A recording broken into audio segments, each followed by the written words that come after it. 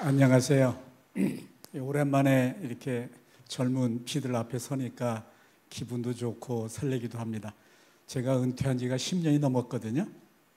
1913년에 정년 퇴임을 했으니까 그 이후에는 학생들을 만날 기회가 없었고, 거의 제가 강의는 많이 했지만 강의는 사장들을 위한 사장학 강의를 주로 해서 어른들만 만났지 여러분 같은 젊은이들을 만난 적이 별로 없어요.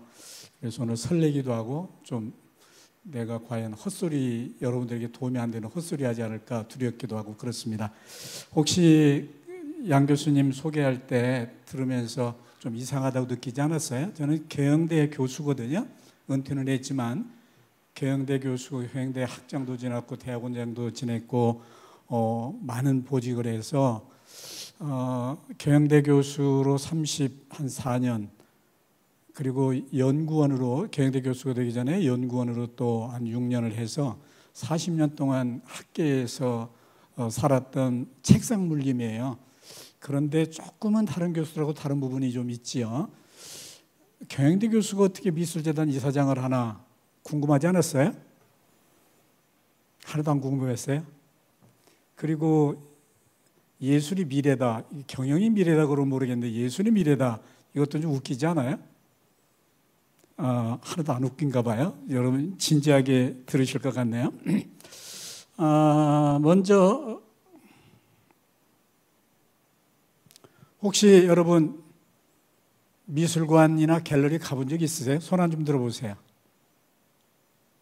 오, 역시 손 내리세요. 생각보다 굉장히 많네요. 그러면 그림도 좋아하겠네요. 그죠? 그림 좋아해요? 안 좋아한다고 해도 괜찮아요. 여러분 집에 그림은 있어요? 그림 걸려 있어요? 손 들어보세요. 그림이 집에 걸려 있는 사람. 오, 그래도 생각보다 많아요. 생각보다 많아요. 좋습니다. 경영학 교수가 평생을 경영학자로 살아온 사람이 왜 그림 얘기를 할까? 아마 궁금한 분도 있을 것이고, 뭐 전혀 안 궁금하고 물어볼 생각도 없는 사람도 있을 텐데, 나름 이유가 있어요. 저는 경영학자로서, 경영학자이면서 예술을 강조하는 데는 나름대로 경험과 이유가 충분히 있거든요. 우선 조금 전에 얘기했지만 나는 심리학자로 심리학을 12년 동안 공부했어요. 12년 동안 공부하고 연구하고 가르치고, 그리고 철학이 부전공이었고, 그 다음에 다시 전공을 바꿔서 경영학자가 되고, 경영학을 하는 동안에 통계학을 부전공했고, 평생을 경영학자로 살았어요. 그리고 아울러서 한국의 기업들, 아주 큰 그룹들은 다 내 고객이어서 두산그룹 회장 자문교수, LG그룹, GS그룹, 삼성그룹, 그 외에는 말할 것도 없고 많은 그룹의 회장 자문을 하면서 그 그룹의 미래 사업 구조, 어떤 사업을 접고 어떤 사업을 시작해야 되는지 그 미래를 예측하고 미래에 관한 자문을 해주는 게 주 업무였기 때문에 자연스럽게 미래학을 공부하게 됐고 미래를 관심을 많이 가지게 됐어요. 그래서 미래에 대해서 관심을 많이 가지다 보니까 몇 가지 남들과는 다른 신념을 가지게 됐어요. 이건 상식이니까 여러분 다 아는 얘기예요. 첫째, 미래는 갈수록 빠르게 변한다. 여러분 동의하세요?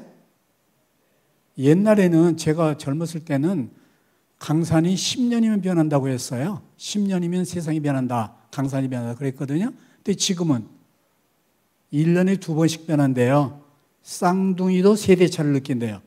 그만큼 변화의 속도가 빨라지는 거죠. 그건 누구나 다 아는 거죠.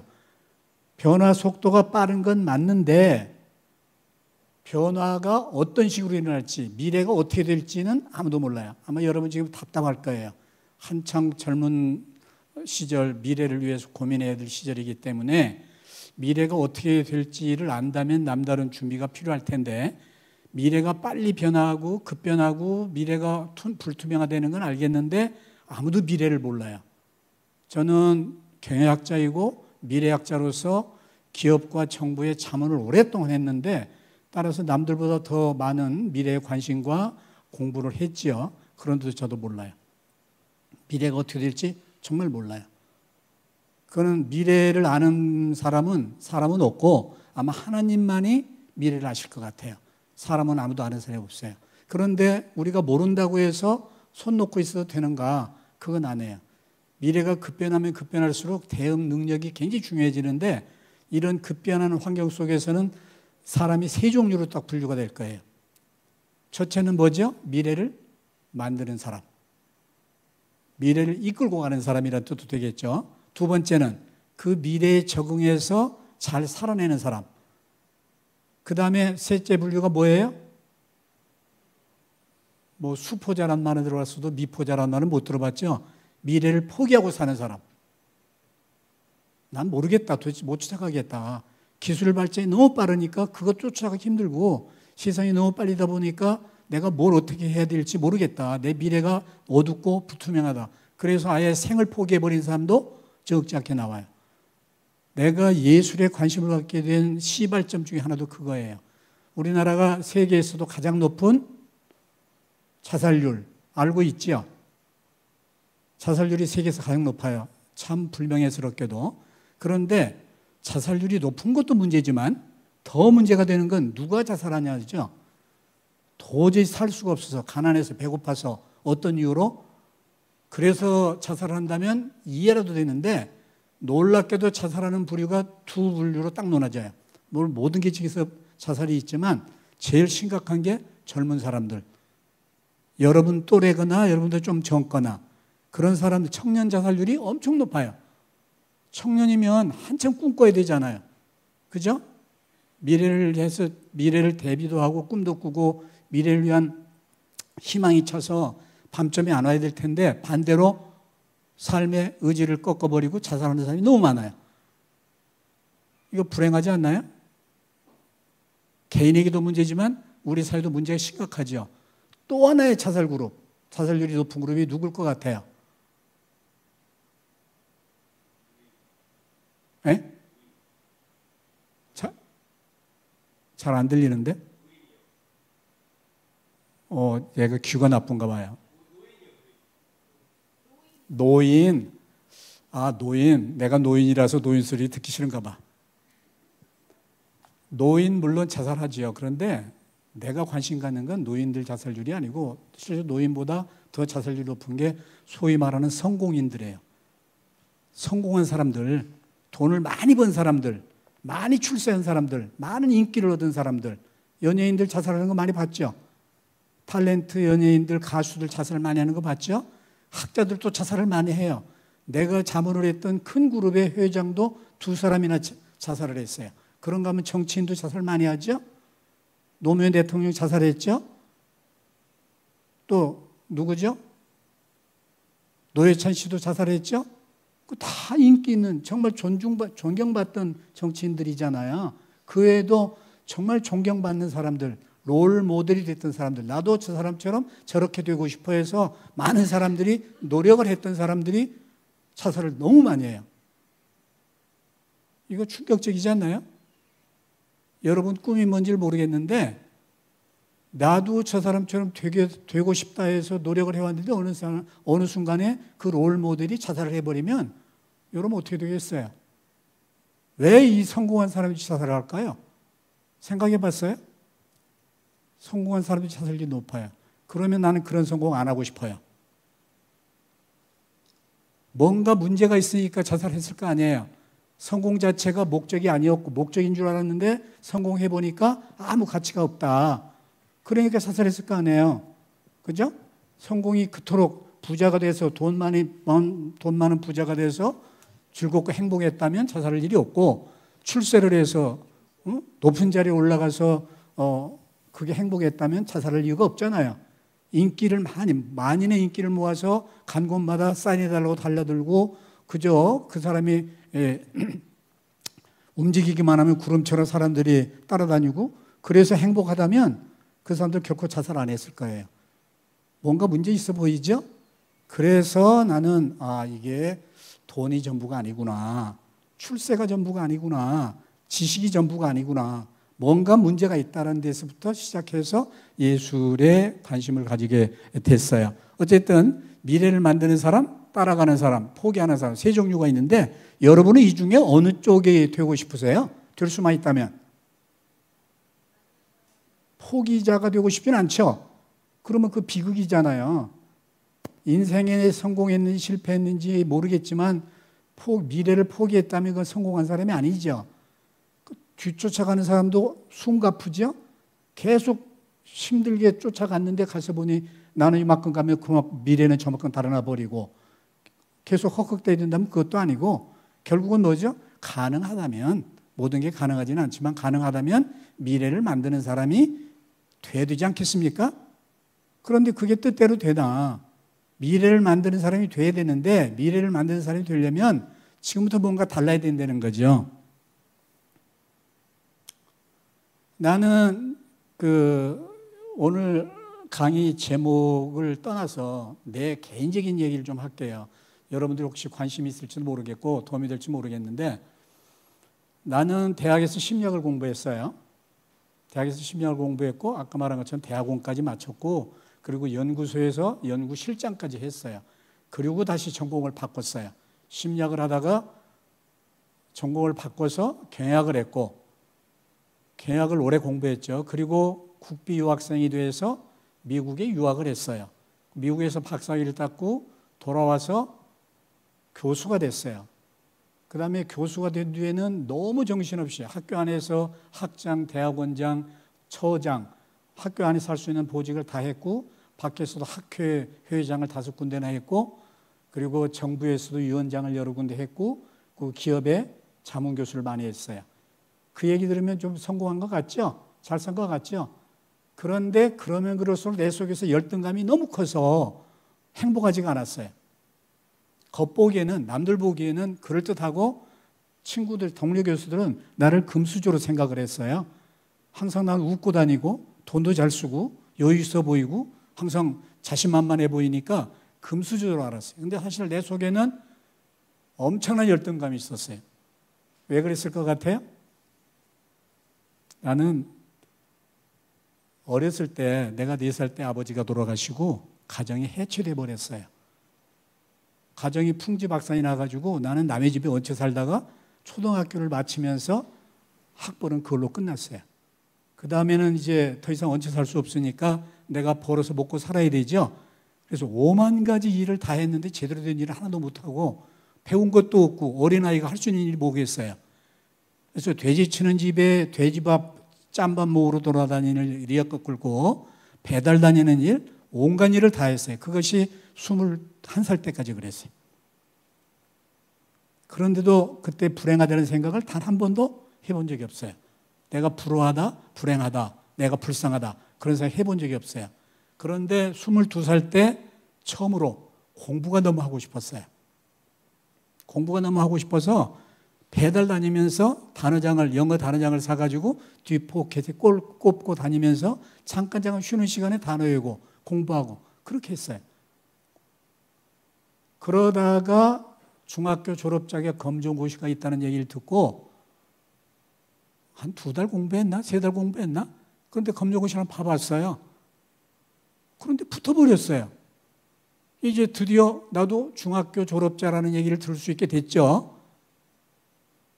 출세했잖아. 국졸자가 중학교 졸업자가 됐으니. 그런데 그러고 나니까 또 생각이 달라져요. 나도 그래도 고등학교는 졸업했다는 소리를 들어야 하지 않겠나. 그래야 장가라도 갈 수 있지 않겠나. 이 생각이 들었어요. 그래서 바로 고등학교 졸업자가 검정고시를 봤는데 또 붙었어요. 그리고 이어서 대입 예비고사라는 게 옛날에 있었어요. 예비고사를 보고 본고사를 봤는데 다 붙어버렸어. 1년 만에 초등학교 졸업자가 대학생이 된 거예요. 그러면 신나야 되잖아요. 그죠? 그런데 하나도 신나지 않았어요. 왜? 난 너무 가난해서 대학 등록금을 낼 형편이 못 됐어요. 그래서 합격은 했는데 갈 희망이 없었어요. 마지막 순간에 하나님께서 누군가를 보내주셔서 대학 등록금을 빌려서 냈어요. 그리고 대학생이 됐고 뭐 여러 가지 얘기가 있지만 대학 시절에도 한 번도 하루도 놀아본 적이 없어요. 일을 3개, 4개 해야 먹고 살고 등록금도 버니까. 부모나 형제가 있다면 띵깡이라도 놔보는데 나한테는 부모도 없고 형제도 없고 나 외톨이라서 내가 내 문제를 해결하지 않으면 안 됐어요. 그런데 정말 이 사회의 덕을 보고 하나님의 은혜로 공부를 고대 나왔어요. 그리고 서울대를 나왔어요. 이게 승승장구를 했어요. 그런데 남들만큼 외형적인 성공이 지속되니까 속에서는 열등감이 더 커져요. 남은 밖은 겉모습은 그럴듯한데 내 속은 나는 가정교육도 못 받았고 부모 교육이 얼마나 중요합니까? 가정에 4살 때 부모를 잃었으니 가정교육을 받은 게 없잖아요. 중고등학교 때 여러분 얼마나 좋은 교육을 받아요. 그런데 나는 학교 문턱도 가본 적이 없으니 나는 가정교육도 못 받았어. 학교교육도 못 받았어. 그런데 겉모습은 멀쩡해가지고 이제 교수까지, 박사가 되고 교수까지 됐어요. 그러니 안팎이 너무 언밸런스죠. 그래서 열등감이 너무 심했어요. 이걸 어떻게 극복하지? 어떻게 극복하지? 남들은 모르지만 속으로 무지하게 고민을 했거든요. 그래서 그 열등감을 극복하려고 나는 3가지 노력을 했어요. 아마 여러분들도 충분히 그런 노력하고 있을 것 같은데 학벌이 중요하지 않거든요. 전혀 중요하지 않거든요. 헛소리가 아니에요. 배경 하나도 중요하지 않아요. 여러분이 어떤 생각을 가지고 어떤 미래를 만드는가가 중요하지 여러분이 자신감을 잃어버리면 세상이 다 여러분 거래도 소용이 없어요. 자신감은 너무 중요하거든요. 그래서 나는 어떻게 하면 내 부족한 약점, 열등감을 극복해 볼까 해서 시작한 게 첫째는 소설을 읽는 거였어요. 내 밥벌이 하느라고 계속 일만 했기 때문에 사회 경험이 없잖아요. 다른 사람들과 사귀어 본 적도 없고 경험도 없으니까 이 인간성의 문제가 분명히 난 있을 거다라고 생각해서 그걸 극복하는 방법이 뭐지? 하고 고민하다가 소설을 읽으면 그 속에는 남의 인생들이 많으니까 내가 학교에서 못 배운 거, 집에서 못 배운 거를 좀 채울 수 있겠다 싶어서 그때 국립도서관이 지금 서울 시내 소공동에는 롯데백화점 자리에 있었거든요. 거기를 매일 첫차를 타고 가서 도서관에 있는 책을 모조리 읽어버렸어요. 그러면 좀 교양이 쌓여야 되잖아요. 열등감이 해소되어야 되잖아요. 그런데 그것도 큰 도움은 되지 않았어요. 도움이 됐죠. 근데 큰 도움이 되지 않았어요. 근데 두 번째로 나이가 그 단계를 지나면서 한 게 뭐냐면 음악을 듣기 시작했어요. 예술 쪽으로 눈을 돌려가지고 저는 크리스찬이거든요. 그래서 찬송가 외에는 노래를 불러본 적이 없는데 매일 93.1 KBS 93.1 채널 93.1이 있잖아요. FM 채널. 그거를 눈 뜨면 듣고 수업 강의할 때 하고 잠잘 때를 빼고는 하루 종일 차 속에서도 연구실에서도 서재에서도 음악을 클래식을 들으면서 알지도 못하지만 계속 들으면서 내 감성, 내 감정을 다스리려고 노력을 했어요. 그러다가 나중에 이제 마지막이 뭐냐면 미술이었어요. 나는 지금 미술재단 이사장을 맡고 있지만 그림을 한 번도 그려본 적도 없고 미술 수업을 한 번도 받아본 적이 없어요. 학교 생활을 못했기 때문에. 그런데 내 열등감을 채우겠다는 생각 때문에 전 세계 주요 미술관을 엄청 다녔어요. 해외 갈 때마다 여행을 즐겨해서 많이 다녔거든요. 미술관 다 돌아다니고 그림에 빠져들고 그다음에 유명한 화가들, 여러분이 교과서에서 볼 수 있는 유명한 화가들 아뜰리에 다 쫓아다니고 그들이 그림 그렸던 현장들을 무지하게 쫓아다녔어요. 그림이 좋아서 쫓아다닌 게 아니에요. 열등감 극복하려고. 그렇게 하면 뭔가 교양이 좀 쌓일까 봐. 그런데 좋아서 다닌 게 아닌데 그렇게 하다 보니까 어떻게 돼요? 그림이 좋아지더라고요. 그림에서 느끼는 게 있어요. 그래서 그림에 빠져들게 됐어요. 이런 배경 때문에 미술재단을 만들게 된 거예요. 자, 그 얘기 이 정도가 나중에 또 할게요. 자, 나는 내가 경험했던 그 어려운 시절, 좌절감, 이게 남들에게도 있을 거라고 생각해요. 나 말고도 다른 젊은이들 그런 일이 화가들도 그런 일이 많고 다른 젊은이들도 자신감 상실하고 좌절감에 빠지는 사람이 많을 것 같아서 나는 내가 경험한 거를 같이 나누고 싶어서 사실 오늘 강의 요청에 응했고 제가 교수가 되면서부터 생각을 달리했어요. 내가 미국에서 공부하고 돌아와서 처음으로 아주대, 서울대에서 강의하다가 고대에서 강의하다가 아주대로 자리를 옮겼는데 교재를 살펴보니까 아직 잉크 냄새도 안 마른 아주 최신의 교재를 택했는데 교재 내용을 살펴보다가 놀란 게 이건 하나도 새롭지가 않아. 교과서 내용에 쓰여있는 내용들은 10년 전 거예요. 지금 학자들이 연구를 하잖아요. 우리가 사는 세상의 변화를 감지하고 논문을 쓰고 발표를 하면 그게 그대로 교과서에 실리고 가르치지 않아요. 가짜일 가능성이 높거든요. 틀릴 가능성이 매우 높아요. 그래서 다른 학자들이 크로스 체킹을 해요. 다른 학자들이 방법을 달리하거나 대상을 달리하거나 해서 연구를 쭉 하고 이건 맞다. 이건 가르쳐야 된다. 그러면 비로소 교과서에 실려요. 그러니까 여러분들도 똑같을 거예요. 아마도 전공에 따라 좀 차이는 있겠지만 지금 여러분이 교과서에서 배우고 있는 내용은 최신의 내용이 아니야. 책은 최신의 거지만 내용은 최신의 것이 아니에요. 옛날 옛적 적어도 10년 전 거를 배우고 있는 거예요. 그럼 여러분 그거 배워서 졸업하고 취업하고 어느 땐가 배운 지식을 여러분이 써야 될 때가 오겠죠. 언제쯤 여러분의 아이디어로 여러분 생각대로 사업계획서를 짜고 무슨 계획서를 짤 수 있을 것 같아요? 졸업하자마자 그런 교육이 주어질까요? 안 주어져요. 미안하지만 그런 교육이 주어지지 않아요. 카피예요. 여학생들은 실제로 커피 타는 일 없지만 커피 타는 일과 같은 잡일, 남학생들은 카피, 복사하는 일과 같은 잡일, 그거를 시작을 해요. 지겹게 해요. 그러다가 한 10년쯤 흐르면 과장 정도가 되고 과장이 되면 그때부터 내 생각대로 미래를 계획하고 사업을 정리할 수 있게 돼요. 그러면 10년 전 거를 배워서 10년 후에 써먹을 기회가 오면 어떻게 되죠? 여러분이 알고 있는 사실은 이미 여러분이 배운 거는 20년 전 거라는 얘기예요. 그러니 현실 문제를 해결하는데 거의 도움이 안 돼요. 그래서 뭐가 돼요? 결국 소모품, 일회용 소모품밖에 안 돼요. 나는 그걸 깨달았어요. 교수가 되는 순간. 이걸 가르쳐서는 안 되겠다. 그런데 내가 일개 교수잖아요. 대학의 커리큘럼은 교수들이 상에서 결정을 하는데 내가 거기에 혼자 아니라고 했다가는 나 혼자 그냥 다 집중 포화받고 무너지잖아요.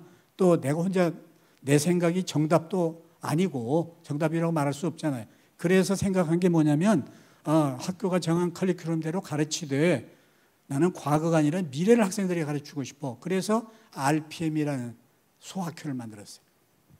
RPM이라는 소학교를 만들고 내가 이런 목적으로 소학교를 만들었으니까 나하고 함께하고 싶은 학생 모여 그랬더니 굉장히 학생들이 많이 모여서 한 학년에 20명씩 해서 80명을 모아가지고 학교와 아무 관계없이 일주일 하루씩 같이 공부했어요.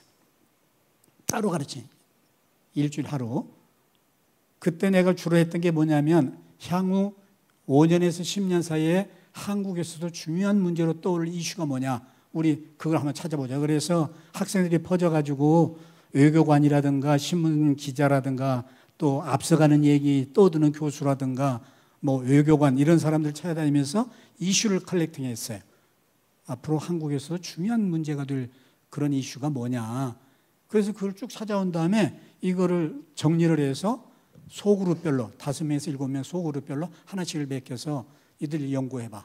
그리고 발표도 하고 이 문제에 저명한 전문성을 가진 사람 초청해서 강의도 듣고 그리고 원고를 쓰고 방학이면 배낭을 메고 함께 확인하러 세계 여행을 떠났어요. 거의 대부분의 방학 때 배낭을 메고 함께 세계를 돌아다녔어요. 그때 주제가 뭐냐면 세계를 보자 미래를 읽자예요. 미래를 누가 가르쳐줄 사람이 아무도 없으니까 우리가 동물적 감각을 익히자고 생각한 거죠. 그래서 그때부터 여행을 무지하게 했어요. 학생들도. 그래서 여러분도 배낭여행 아마 다녀온 분도 많을 거고 앞으로 갈 분도 많을 건데 단순하게 눈동자 굴리러 가는 것이 아니라 세상이 어떻게 바뀔 건가, 미래가 어떻게 변할 건가를 미리 느껴보려고 과제를 가지고 다니면서 그 과제를 중심으로 소그룹으로 혼자 또는 둘셋 조사를 하고 다니고 조사한 결과는 같이 발표하고 돌아와서 그거를 논문에 반영을 해서 책을 내고 졸업할 때는 저자가 돼서 학생이 졸업을 하도록 그렇게 시켰어요. 그랬더니 생각이 달라지죠. 과거에만 안주한 사람이 아니라 미래를 내가 만들어가자. 내 미래를 내가 만들어내잖아요. 나는 굉장히 자부심을 가졌고 아주대에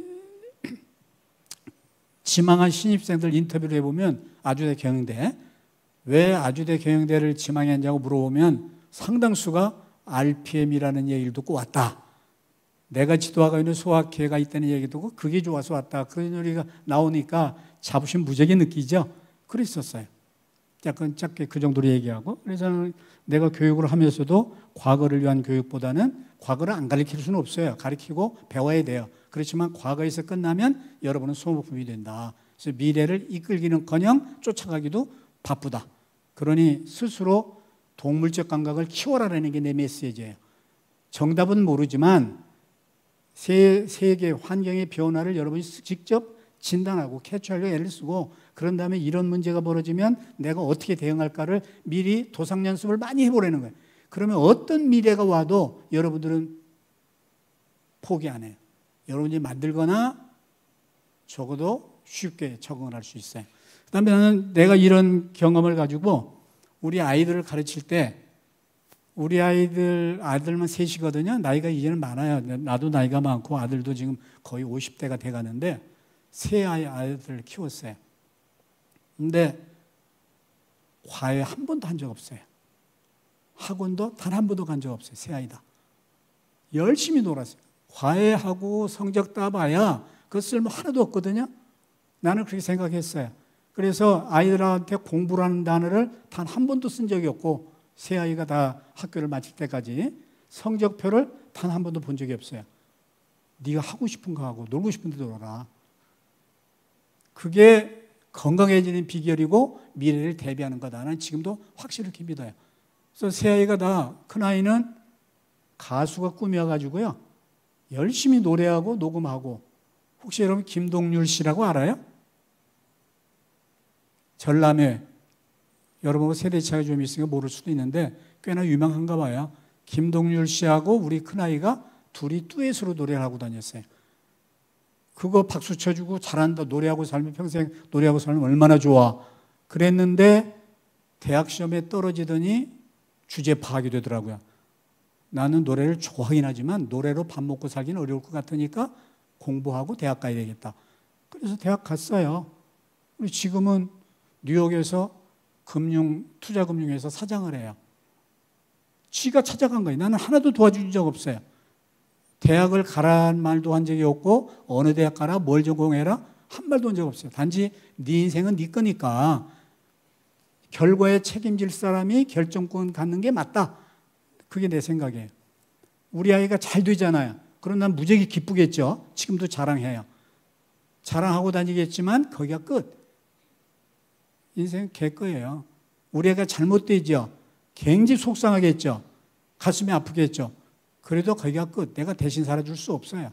그러니 모든 좋든 나쁘든 모든 인생의 책임을 질 네가 스스로 결정하는 게 맞다. 결정은 부모가 하고 책임은 자녀가 진다면 세상에 이것처럼 불공정한 일이 또 있을까요?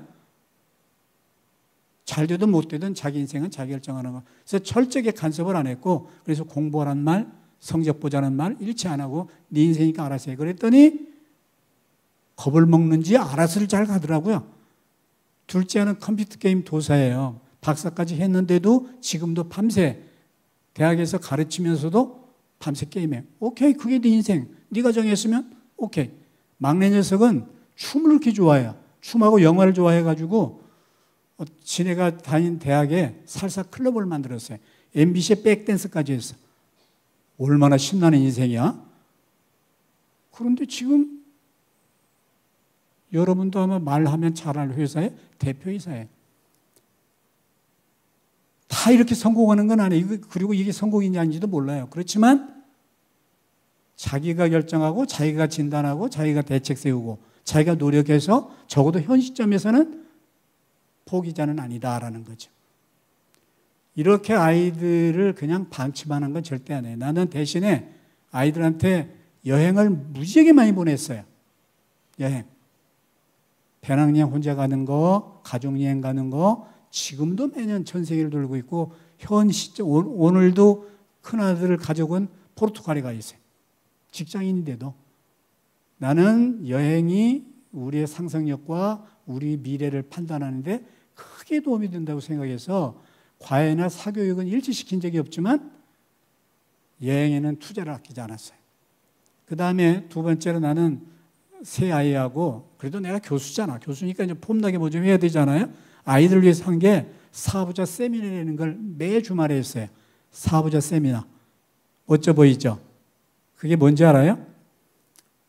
아들 셋하고 제가 거실에 배 깔고 누워서 만화책 보는 거예요. 만화책 보면서 낄낄대고 웃고 토론하는 거예요. 여러분 만화책 많이 보나요? 많이 보세요. 내용이 좋은 것만. 만화책에는 말풍선 빼놓고는 전부 여백이잖아요. 그 여백은 누가 채워야 돼요? 여러분이 채우는 거야. 상상력으로. 그걸 하다 보면 어느 사이에 상상하는 상상력이 엄청 늘어요. 나는 어릴 때부터 만화를 무지하게 좋아했거든요. 만화 보다가 어머니한테 끌려가서 엄청 얻어맞기는 했어도 만화를 포기 안 했어요. 지금도 우리 집에는 다른 전공책보다 만화책이 훨씬 많아요.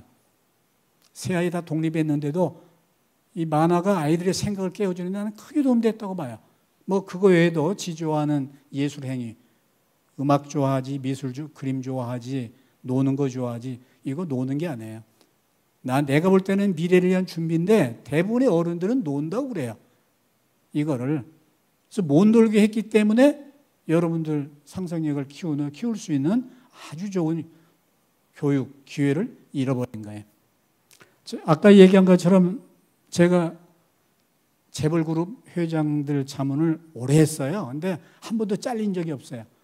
한 7년에서 10년 사이에 하면 내가 바닥이 떨어져서 더 이상 도와줄 게 없어가지고 내가 간두겠다고 하면 회장들이 난리가 나요. 왜 간두냐. 또 나는 아무리 봐도 미천이 떨어졌거든. 더 이상 가르쳐줄 것도 도와줄 것도 없는데 그만두지 못하게 해요. 그래서 궁금했어요. 도대체 세상에 아주대학보다 좋은 대학도 많고 그렇잖아요. 내가 처음에 LG그룹의 자문교수 후보로 올라갔는데 떨어졌어요. 나는 몰랐는데 올라갔고 단일 후보로 올라갔고 그리고 또 떨어졌대요. 뒤에서 그 얘기를 전해 들었거든요. 근데 너무 화가 났어. 왜 내가 떨어졌지? 물었더니 서울대 교수도 많고 연고대 교수도 많은데 왜 하필 아주대 교수를 자문교수를 추천했냐고 회장이 야단을 쳤다는 거예요. 그 얘기 들으니까 이게 돌아버리잖아요. 나는 내가 세상에서 최고인 줄 알았는데 아주대 교수라고 해서 차별을 받아? 말이 안 되잖아요. 그래서 그 뒤에 10년 동안 LG그룹에서 나한테 어떤 부탁을 해도 나는 다 거절을 했어요. 서울대 교수도 많고 연구대 교수도 많은데 그 대학 교수들한테 부탁하지 왜 아주대 교수한테 부탁을 해? 나도 뒤끝이 좀 장렬하거든. 근데 10년이 지난 뒤부터 어떤 우연한 기회로 바뀌었어요. 그게 사실이 아니었다는 걸 알았어요. 그래서 그 다음부터 LG그룹에서 오는 사회이사도 수락하고 경영자문교수도 수락을 하고 모든 프로젝트 투자를 해서 꽤 오랫동안 LG그룹하고 단짝이 됐죠.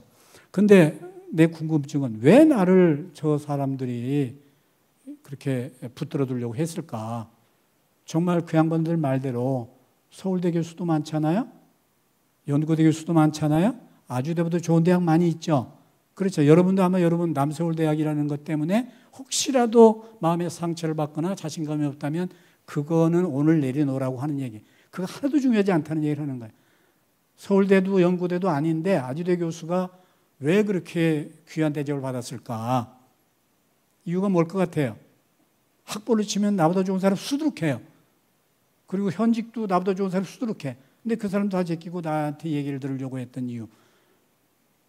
일주일에 한 번씩 회장과 마주 앉아서 커피 한 잔 마시고 이런저런 잡담 얘기하고 나면 한 달에 나오는 자문료가 과장급 월급이 나와요.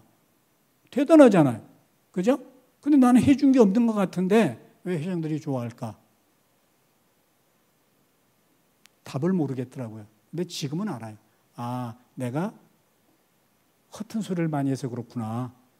정석 플레이 지식, 정석 누구나 아는 지식을 얘기했으면 그 사람들이 낫죠. 근데 나는 내 상상력을 마음껏 발동을 해서 그 사람들이 생각지 못했던 얘기를 툭툭 던지니까 이 양반들이 좋아했구나라고 생각이 돼요. 그리고 내가 그런 상상력이 생긴 건 뭐 때문에? 아까 열등감 때문에. 내 열등감을 극복하기 위해서 소설을 많이 읽고 음악 좋아하고 특히 미술.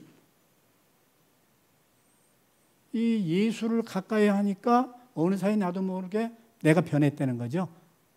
지식이나 논리를 뛰어넘는 그런 나만의 무기가 생겼다라는 게. 자, 여기서 좀 정리 한번 해봅시다. 이거 굉장히 중요한 얘기만 들은 적이 있을 거예요. 1% 인간은 미래를 예측하면서 현재 내가 어떻게 살아야 될 것인가, 어떻게 준비해야 될까를 생각하고, 그런 사람이 1%밖에 안 된대요. 미래가 어떻게 될 것인지를 계속 찾고 생각하면서, 그렇다면 나는 지금 뭘 준비해야 되지? 라고 하면서 1%. 99%는 현재를 보면서 미래를 준비한다. 미래를 걱정한다. 예측한다. 이런 얘기. 그러니까 1%만이 미래를 만들고 끌고 갈 수 있다는 얘기죠. 그러면 여러분 1%가 돼야 되지 않겠어요? 여러분 이 1%가 여러분의 자리가 될 수 있다고 생각해요? 될 수 없다고 생각해요? 대학이 얼마나 많은데 나는 남서울대학 다니고 있잖아. 그러니 내가 어떻게 1%에 들겠어? 혹시 그런 생각하고 있는 건 아니에요? 내가 너무 찔렀나요? 그런 생각 할 수 있어요. 다른 대학 다녀서 할 수 있어요. 열등감은요, 없는 사람이 없어요. 죽어야 해결되는 게 열등감이에요. 나는 아주대학 오기 전에, 유학 가기 전에 충북대학에 교수로 있었어요. 근데 충북대 교수가 되고 나니까 처음에 열심히 가르쳤죠. 근데 아무리 가르쳐도 소용이 없더라고. 왜? 인서울이 아니라는 생각으로 자신감을 다 잃어버려서 뭘 하려고 안 해. 머리도 좋고 착하고 다 좋은데 내가 보기에는 서울에 있는 내가 가르쳤던 애들보다 더 좋은데 의욕이 없어. 아무것도 안 하려고. 소용이 없어. 그러면 백약이 무효인 거야. 그렇잖아요. 여러분이 해야 되고 여러분이 의욕을 발동해야 되는데 이미 다 포기를 해버리고 있으니까 교수들이 아무리 노력이 소용이 없어요. 그래서 3년 동안 자신감 회복 프로젝트를 가르치는 거 제끼고 자신감 회복 프로젝트를 했고 그게 성공을 해서 그 다음에 역사와 전통에 멋있는 게 만들어졌어요. 그 덕분에 나는 혜택을 많이 받았지만 어쨌든 여러분들은 여러분 스스로 1%가 되게 1%를 만드냐 못 만드냐 여러분 스스로 하는 거지 남이 만들어주는 게 절대 아니다. 난 그 얘기를 강조하고 싶어요. 아까 우리 막내가 어느 지금 이름만 대면 잘할 수 있는 아주 유명한 회사의 대표이사인데 놀랍게도 우리 아이는 그 회사를 만든 아이가 아니에요. 월급쟁이 사장이야. 우리 아이는 서울대를 나왔어요. 서울대 공대를 나왔어. 근데 그 월급쟁이 사장이야. 근데 그 회사를 만든 사람은 누구냐? 내가 한 번도 들어본 적이 없는 대학 출신이야. 어떻게 생각해요?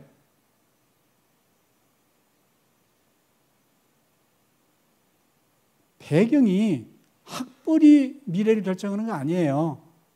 여러분만이 여러분의 미래를 만들 수 있다. 저는 100% 슈어예요. 따라서 여러분이 어떤 생각을 가지고 지금 살아가는가 그것이 여러분의 미래지 생각이 곧 미래다. 여러분이 포기해버리는 그 순간 모든 건 끝난 거야. 이미 끝난 거야. 여러분 집안이 아무리 부자고 어쩌다 좀 놀아서 좋은 대학 못 갔다 그럴지라도 이미 끝난 거야. 아픈 얘기지만 여러분 명심하세요. 이거 끝난 거예요. 여러분을 포기하면 아무도 여러분을 도와줄 사람 없어요. 여러분의 미래는 여러분이 만드는 거예요. 우리 큰아이가 대학에 떨어졌을 때 보통 부부 같으면 걱정을 하겠죠. 위로하겠죠. 나는 전혀 그러지 않았어요. 애가 떨어지는 게 너무 기쁜 거야. 대학에 떨어지는 게 너무 기뻐. 그래서 낙방 축하여행을 가자고 제안을 했어요. 아이한테. 그랬더니 애가 정색을 하면서 아버지 아무리 내가 노랗기로서니 아들이 대학에 떨어져서 이렇게 고민하고 있으면 좀 위로를 해줘야 되는 거 아니에요? 낙방 축하여행 난 놀리는 거예요? 그러더라고. 근데 나는 놀리는 게 아니라 진심이었거든. 네가 그렇게 잘 놀고 재밌게 살았는데 대학까지 떡 붙으면 네 인생은 쫑나는 거야. 노력 안 해도 이렇게 잘 된다는 생각이 머리에 배일 거고 이 다음에 계속 노력 안 할 거야. 어쩌다 노력 안 해도 잘 되는 경우가 있어요. 근데 노력 안 하고 잘 되는 경우는 거의 없거든요. 어쩌다 있는 일이지. 우연히 있는 일이지 우연은 반복되지 않아요. 그러면 노력을 안 해도 좋은 대학 가고 좋은 직업 가지고 출세한다. 누가 노력하겠어요? 그런 사람이 과연 성공할 수 있나요? 근데 그 반복 안 되거든. 그래서 내가 하나하나 얘기해 줬어요. 네가 대학에 떨어진 것이 진짜 축복받을 일인 거는 이런 이유 때문이야. 너는 생을 떨어졌기 때문에 성실하게 살 거고 네가 떨어져 보니까 다른 열심히 노력하고도 떨어진 친구들을 이해하게 될 거고 친구를 이해하고 친구를 공감하지 못하는데 네 주변에 친구가 있겠냐? 앞으로 친구가 없는 사람은 미래 살기 되게 어렵다. 지식이 중요한 것이 아니라 좋은 친구가, 좋은 네트워크가 필요한 게 미래인데 네가 친구를 이해하고 공감하고 그러지 못하는데 네 주변에 절대 친구 안 모인다. 근데 네가 실패해 보니까 친구 이해할 수 있잖아. 꼭 노력 안 해서 실패하는 거 아니잖아. 꼭 머리가 나빠서 실패하는 거 아니잖아. 그렇죠? 여러분 어때요?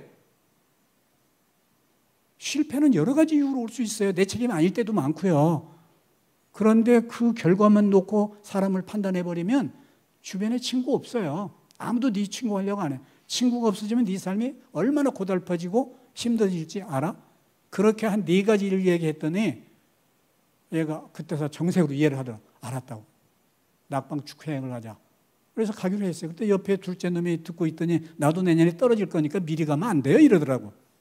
그래서 삼부자가 실컷 가서 놀고 공부 얘기 단 한마디, 시험 얘기 한마디도 안 하고 놀고 돌아오는데 돌아오면서 얘가 그래도 나는 공부는 해야 될 것 같다. 그러니 종합반 재수 한번 하게 해달라. 그래서 재수 한번 시켜준 게 애비가 해준 모든 거예요. 자, 모든 거 누가 결정한다고요? 자기가 결정을 해요. 자기가. 남다른 미래를 만드는 조건 간단합니다. 많은 사람들이 노력만으로, 노력 안 하고 미래를 창조하는 사람 되는 건 불가능하죠.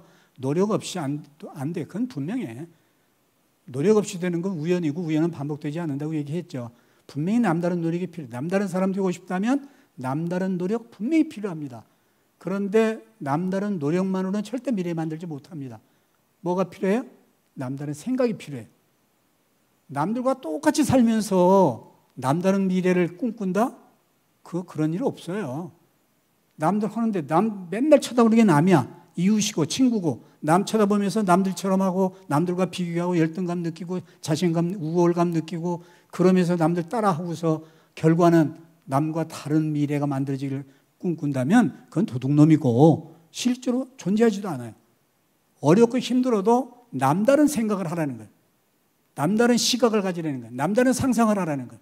그러면서 남다른 거기에 뒷받쳐서 남다른 노력을 하면 실패할 확률도 있지만 성공할 확률도 있어요. 노력한다고 다 성공하나요? 노력한다고 다 성공하면 세상에 실패할 사람 아무도 없어요. 노력해도 실패하는 일 많아요. 남다르게 생각해도 실패하는 일 많아요. 그런데 뭐가 높아져요? 확률이 높아져. 남다르게 생각하고 남들이 노력하면 내가 살고 싶은 삶을 살 가능성이 그만큼 커지는 거예요. 그럼 내 미래 내가 만드는 거잖아요. 그래서 나는 이 얘기를 강조하고 싶어요. 남다른 노력도 중요하지만 더 중요한 노력은 남들과 다르게 세상을 보라. 남들과 다르게 생각해라. 남들에게 상상을 해라. 남들과 다르게 기회를 포착해라. 그래서 거기에 집중을 하면 가능성이 남다른 미래를 만들 가능성이 매우 높다. 근데 그걸 포기한 순간 여러분 포기자가 돼버린다. 미래 없다라는 거죠. 지금까지 경영학자이자 미래학자로 살아오면서 내가 본 확실한 2가지 사실이 있어요. 여러분들 이미 이건 상식이기 때문에 여러분도 다 알 거예요. 첫째가 뭐냐? 인공지능이 미래를 지배할 거다. 여러분 그렇게 생각 안 하나요? 인공지능 AI가 지금 판을 치고 있죠. 두말할 필요가 없어요. 인공지능이 뭐예요? 인공지능을 분석하면 딱 3가지거든. 첫째, 알고리즘, 논리회로. 2번째, 커넥션, 연결망, 인터넷, 네트워크이죠. 3번째, 데이터베이스. 요 3가지가 인공지능을 만드는데 속도가 사람이 연산할 수 있는 것보다 수백만 배 빠르잖아요. 심플한 일을 인공지능보다 사람이 더 잘할 수 있다? 불가능해요. 이미 인공지능이 우리가 하는 대부분의 일 더 잘하고 있고 더 빨리 하고 있고 특히 연산이라든가 데이터 처리하는 거 우리 머리는 죽었다 깨어도 못 따라가요. 그리고 그렇기 때문에 인공지능을 절대적으로 신뢰할 수는 없지만 그렇기 때문에 인공지능이 사람보다 지식과 수행 능력은 인공지능이 사람보다 빠르고 우월해요. 그래서 사람이 인공지능을 당할 수 없어요. 대부분의 직업이 그래서 뭐가 돼요? 사라지게 될 거예요. 미래는 아무도 모르기 때문에 이것도 짧은 소견인지 알 수 없지만 모든 게 스마트화 되거든요. 여러분 학교 오고 가면서 고속도로 통과할 때 여러분처럼 톨부스가 있어요, 없어요? 옛날에는 요금 받는 요금소가 있었고 사람이 앉아서 돈 받았죠. 근데 지금 그런 게 있나요? 난스톱으로 지나버리잖아. 그죠? 음식점에 가면 뭐가 있어요? 키오스크가 있죠. 아니면 로봇가 주문받고 갖다 주지요. 집이나 학교나 정부나 공장이나 전부 스마트화돼요. 이건 전부 무슨 말이에요? 직업이 사라진다는 얘기야.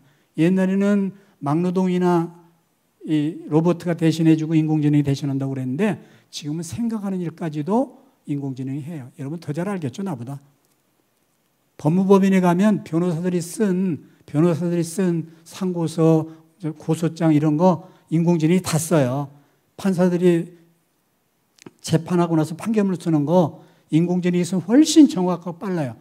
9시간, 10시간 쓰던 거 5분이면 다 끝나버려요. 공장 1000명이 일하던 공장이 지금은 5명 미만이면 잘 돌아가요. 더군다나 인건비 엄청 올라서 사람 안 쓰고 기계가 하면 그만큼 빠르거든요. 그림도 인공지능이 그려요. 지금 많이 들어봤죠? 그러면 도대체 인공지능이 못하는 게 뭐냐? 이런 일들은 한마디로 얘기하면 결국 뭐가 없어진다? 대부분이 직업이 없어지고 실직자가 된다는 거예요. 여러분이 지금 죽으라고 노력하고 공부하고 애써봐야 얼마 안 가서 실직자 되는 건 뻔하다. 지금 청년들 실업률이 얼마나 높아요. 서울대 출신들 다 취직하는 거 아니에요? 실업률 엄청 높거든요. 그런데 앞으로 이게 더 빨라진다는 거지. 이건 분명해. 실험만 하는 게 문제가 아니라 대부분의 사람들은 이 기술 발전 속도를 쫓아가지 못해서 반정신병자가 돼요. 공감할지 모르겠네. 세상을 쫓아가지 못하니까 정신이 도는 거예요. 지금 우리 살아있는 사람 중에 대부분은 정신병자, 나를 포함해서. 정도의 차이가 있을 뿐 거리에서 난동을 부리거나 문제를 일으키는 소수의 사람들은 중증이고 우리도 마찬가지예요. 적응하는 게 너무 힘들어. 우리의 감성과 이성이 균형을 맞춰야 되는데 이성, 기술은 저만큼 달려가는데 우리의 감성을 쫓아가지 못하거든요. 그러면 정신분열이 일어날 수밖에 없어요. 자, 그래서 자살자도 많이 나오는 거고 사고도 너무 많이 생기는 거죠. 이성과 감성의 균형이 무너져서 정신 이상자가 앞으로 정신 못 차릴 거로 속출할 것 같다. 그러면 이 와중에서도 살아남는 사람이 누구냐? 여러분 혹시 물을 베본 적이 있나요? 물에 상처를 줄 수 있나요? 뭔 뜬금없는 소리? 한번 오늘 가서 물을 베보세요. 물에 상처를 줘보세요. 돌은 상처를 입어요. 그 단단한 돌은 칼로 금은 그어져요. 쇠도 그어져요. 쇠도 망가져요. 다이아몬드도 망가져요. 그런데 물은 망가지는 법이 없어요. 뭘 부딪혀도 어디 부딪혀도 망가지는 법이 없어요. 이유가 뭐죠? 이유가 뭐예요? 너무 쉬운 질문이라 답하기 싫은가요? 말랑말랑하기 때문이에요. 칼이 들어와도 그냥 들어오게 놔두는 거야. 쑥 들어왔다가 빠져나가면 다시 언제 그러냐 쉽게 원상회복이 돼버려요. 그게 물이잖아요. 그럼 앞으로 상처를 무지하게 받을 텐데 기술이 주는 상처, 사람이 주는 상처, 환경이 주는 상처 무지하게 받을 텐데 그 상처 때마다 상처를 받아버리면 흔적이 나오면 여러분 못 살아요. 살아남는 방법이 뭐예요? 유일한 방법은 여러분 마음이 멘탈이 강해지는 거예요. 강해진다 해서 세진다는 게 아니라 말랑말랑해지는, 따뜻해지는 거예요. 부드럽고 따뜻해지면 어떤 것도 여러분 상처를 못 줘요. 그리고 여러분이 모든 걸 극복하고 장악하게 돼요. 근데 그걸 주는 게 뭐냐 이거지. 다시 말하면 감성과 상상력이 풍부한 사람들이 그런 사람들만이 미래에 살아남는다라고 나는 주장을 합니다. 이것도 다 정답인지 몰라요. 나는 정답 같은데 정답이라고 그렇게 고집필 생각 없어요. 자, 또 하나 확실한 미래. 저는 경영학자잖아요. 그리고 경영학자로서 학교에서 연구실에서 연구하고 강의만 한 게 아니라 3일은 학교에 가서 강의하고 연구하고 이틀은 기업으로 출근을 했어요. 이유는 간단해요. 경영학은 실천 학문이지 이론 학문이 아니거든요.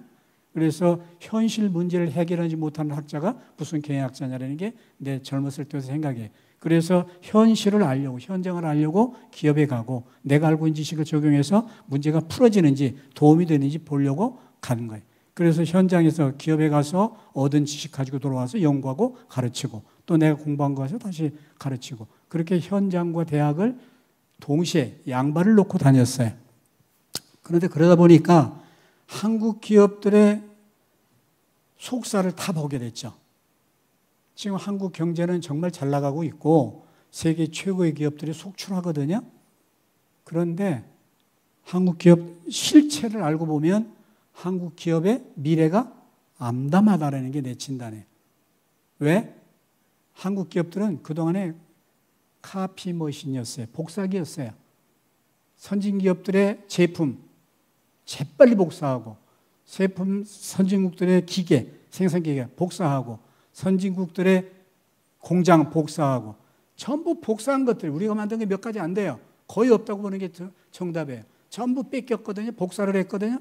그런데 단순한 복사를 했으면 후발주자로 끝나버렸겠지만 우리는 복사를 하되 어떻게 더 싸게, 더 빨리, 더 좋게 만들어서 경쟁력을 확보했어요. 깊이 들어가 보면 전부 뺏긴 건데 원래 개발했던 회사보다 더 좋게 만들어, 더 싸게 만들어, 더 빨리 만들어. 더 빨리 만들면 뭐가 줄어들어요? 인건비 줄어들어. 고객들이 좋아해. 그래서 스피드라는 게 엄청 중요한 경쟁 전략이 됐거든요. 그런데 유감스럽게도 더 이상 우리가 뺏길 데가 없어. 우리 기업들이 너무 잘 나가다 보니까 우리가 1등이 돼버렸어요. 우리가 만들지는 않았는데 우리가 1등이 돼버렸어. 뺏길 데가 없어. 근데 반대로 우리를 뺏기는 회사, 기업들은, 나라들은 무지개 많아. 대표적인 중국이죠. 현대자동차가 새 모델, 신차를 내놓으면 맨 먼저 누가 사갈 것 같아요? 손님이 사갈 것 같아요? 아니에요. 경쟁자가 사가요.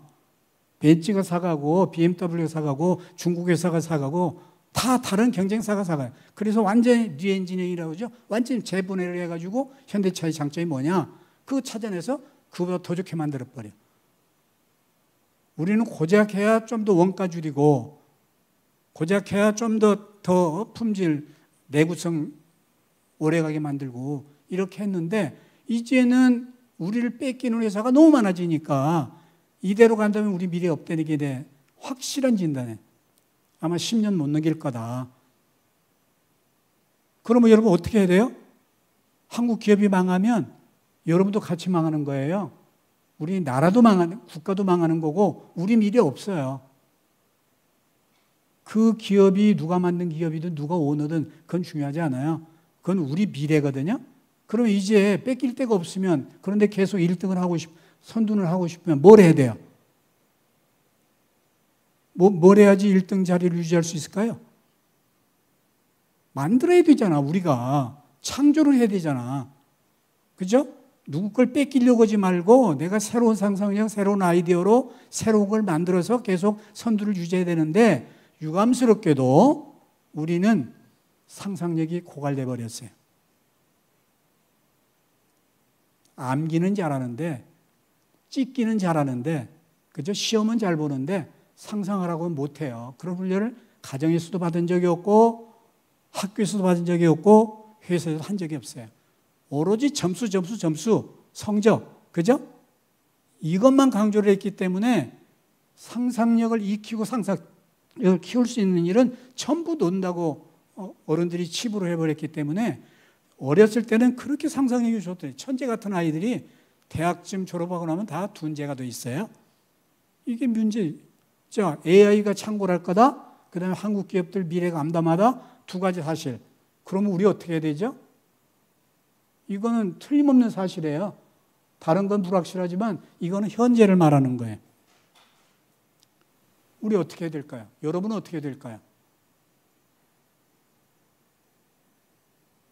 상상력 키우는 수밖에 없어요. 지금이라도 상상력 키우는 수밖에 없어요. 상상력을 키울 수 있는 메커니즘 만들고 환경 만들고 노력해야 돼요. 근데 상상력을 키우는데 가장 도움이 되는 게 뭐라고요? 예술이에요. 정답이 없는 것. 그게 예술이죠. 정답이 없는 걸 가지고 놀아야 상상력이 큽니다. 정답력이 뻔한 거, 정답이 뻔한 거. 누가 봐도 1 더하기 1은 2죠. 그거 가지고 상상력 절대 못 키워요. 정답이 없는 것. 사람마다 다른 대답을 할 수밖에 없는 것. 그것과 익숙해져야 여러분들은 틀에서 벗어난, 정형에서 벗어난 상상력 발휘할 수 있고, 그래야 여러분의 생각이 만들어져요. 나는 그렇게 믿습니다. 예술 했는데 예술의 핵심 역할이 몇 가지 있어요. 정말 예술 중요한 거거든요. 저는 신앙이네요. 크리스찬이거든요. 장로예요. 그런데 신앙 매우 중요합니다. 근데 신앙만으로는 안 된다는 게 내 생각이에요. 예술의 도움을 받아야 된다는 생각을 하고 있어요. 예술은 사람의 마음을 부드럽고 따뜻하게 만들어요. 말랑말랑하게 만들어주기 예술이에요.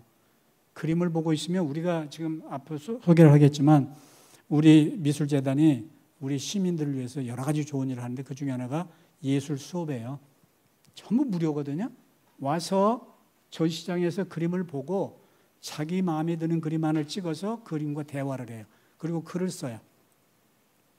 그 그림에서 내가 느낀 거, 자기가 읽어낸 거, 이런 거를 자기 글로 쓰고 둘러앉아서 서로 자기의 소감을 발표를 하고 남의 의견, 다른 사람의 느낌을 들어요.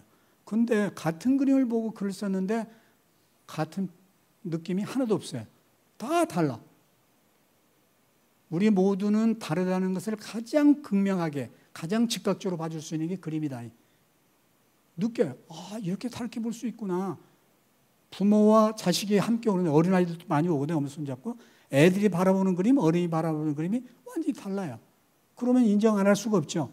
정답이 없다. 예술에는 정답이 없어요. 정답이 없다는 걸 인정해야 비로소 뭐가 가능해요? 남을 받아들이고 남을 인정하고 공감이 시작되거든요.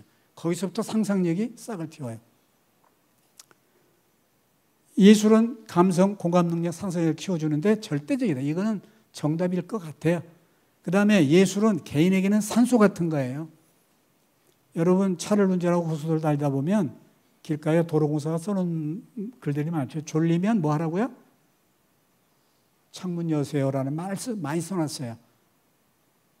여러분 이 강당에 지금 산소 포화도가 몇 프로 될 것 같아요? 관심도 없죠? 알 수도 없죠? 보통 우리 삶에서 가장 적합한 산소 포화도는 22%예요. 공기 중에 22% 이상 산소가 되면 그것도 과포화돼서 문제가 되고 그보다 줄어들면 호흡곤란을 일으켜요.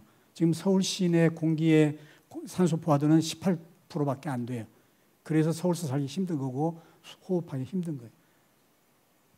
공기 중에 산소가 부족하면 처음에 숨이 가빠져요. 그러다가 가수면 졸리기 시작하죠. 심해지면 죽는 거예요. 예술에 대해서 아무도 관심이 없어요. 그런데 산소에 대해서도 관심이 없어요. 관심은 없지만 그게 어느 수준 이하로 줄어들면 삶이 공허해지고 피폐해지고 재미가 없어져요. 예술도 똑같아요. 예술은 개인에게는 산소와 같은 거다. 그건 틀림없어요. 두 번째, 사회. 예술은 사회에는 윤활유 같은 거예요. 여러분 혹시 지금까지 지내오면서 누구에게인가 상처받은 적이 없나요? 없을 리가 있나? 매일 받고 사는 게 상처인데 격려도 받지만 상처도 받죠? 근데 여러분 상처 누구한테 받았어요? 여러분이 기억나는 상처 한번 생각해 보세요. 누구한테 받았나? 어머니 아버지한테 받았고 형제한테 받았고 친구한테 받았지 먼 데 사는 사람한테 받은 적 없어요. 왜 가족들한테 상처를 받죠? 더불어 살기 때문에, 부딪히면서 살기 때문에 생각이 다르고 가치관이 다르잖아요. 이해관계가 다르잖아요. 그러면 부딪힐 수밖에 없어요. 마치 기계에 톱니바퀴가 맞물리는 것처럼 우리는 혼자 못 살고 누군가와 더불어 살아야 되잖아요. 직장에 가서 동료들한테 상처받는 거, 친구한테 상처받는 거 굉장히 많아요. 이거는 가깝기 때문에, 더불어 살기 때문에 받는 상처고 피할 방법이 없어요. 이 상처는 앞으로도 계속 받게 될 거예요. 문제는 상처가 있어도 자극이 들어와도 그걸 상처로 받아들이지 않는 그런 능력이 중요한 거거든요. 상처가 없는, 자극이 없는 사회가 없거든요. 근데 윤활유는 어때요? 톱니바퀴가 맞물려 지나가게 되면 부딪히죠. 그러면 열이 나지요. 심하면 파열이 돼요. 우리 사회생활이나 기계나 똑같아요. 그런데 거기에 윤활유를 씌워주죠. 부드러워져요. 부드러워지면 기계 수명이 얼마나 길어질지 몰라요. 예전에 내가 한일합섬 자문을 했을 때인데 한일합섬의 방직기계가 일본에서 들여오는데 굉장히 비싸요. 엄청나게 비싸. 근데 사업이 잘 되니까 사교대로해서 24시간 돌려. 거의 메인터넷을 할 시간이 없이 돌리거든요. 그러면 일본에서 똑같이 일본 기계를 사가지고 일본에 사는 15년을 쓰면 한국은 5년밖에 못 써요. 5년 만에 기계가 완전 박살이 돼서 더 못 써요. 메인터넷을 안 해줬지요. 기름칠을 안 해줬다는 뜻이에요. 그래서 돈을 많이 번 것 같았는데 기계값이 워낙 비싸니까 5년 만에 다시 기계 살려고 보니까 그동안 번 돈 전부 기계로 다시 들어가 버리고 남는 게 없어. 이게 멍청한 경영인들이 하는 짓이에요. 만약에 중간중간 쉬고 일주일 하루 정도는 쉬고 기계도 쉬게 해주고 기름도 칠하고 다시 조립도 하고 그랬으면 사람도 쉬고 기계도 쉬고 기계 수명도 길고 돈도 벌었을 텐데 그냥 열심히만 하면 되는 줄 알고 밤낮이 달렸더니 그 꼴이더라. 그 얘기입니다. 사람도 똑같아요. 윤활유 쳐줘야 되는데 예술은 윤활유와 같다. 당장 눈에 보이는 효과는 없을지 모르지만 눈에 보이지 않게 우리의 피로도 풀어주고 갈등도 풀어주고 아까 말한 대로 마음이 말랑말랑하고 따뜻하게 만들어주기 때문에 어울려 살면서도 공감도 하고 이해도 해서 상처를 적게 받는다. 이게 얼마나 좋은 일이에요? 그러지 않나요? 여러분 예술 가까이 해보세요. 더군다나 기업에게는 보이지 않는 경쟁력의 원천이에요. 아까 내가 이미 얘기했죠. 기업은 카피머신이라고 지금까지는. 근데 이제는 새로운 걸 만들어야 되는데 삼성전자 혹시 기흥공장 지나가 본 적 있나요? 삼성전자 기흥공장을 가다 보면 건물 외벽에 몬드리안 작품이 막 그려져 있어요. 안에 들어가면 미술관이 있고요. 사방에 그림이 걸려 있어요. 삼성전자도 뭔가 느끼기 시작한 거야. 상상력이 직원들에게 필요하다는 걸 느끼기 시작한 거예요. 기업이